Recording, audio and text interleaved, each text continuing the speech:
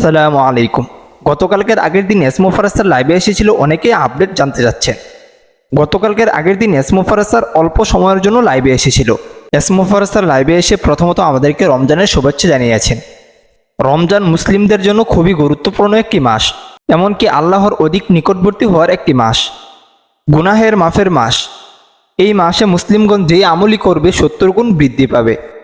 যাই হোক, প্রথমত আমাদেরকে রমজানের শুভেচ্ছা জানিয়েছেন।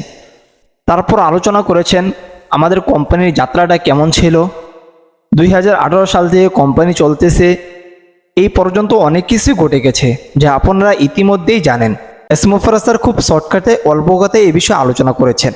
তবে বর্তমানে কোম্পানিতে কি চলতেছে, এমন কাজগুলো কতদূর এগুচ্ছে, আগে যেরকমভাবে বিভিন্ন বিষয় শেয়ার করতো, এখন কিন্তু এরকম বিষয় শেয়ার করছে না।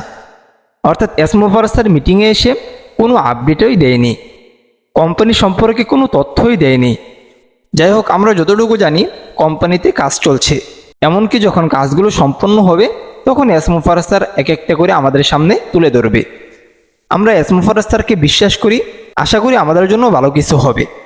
তবে ভালো কিছু হওয়ার জন্য একটু সময়ের প্রয়োজন।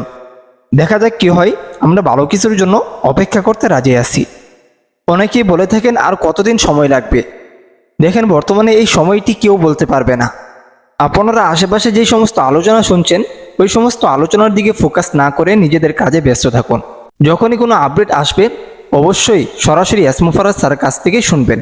এমনকি আপনার যে ইকোসিস্টেম রয়েছে, সরাসরি আপনারা ইকোসিস্টেমের মধ্যেই দেখতে পাবেন।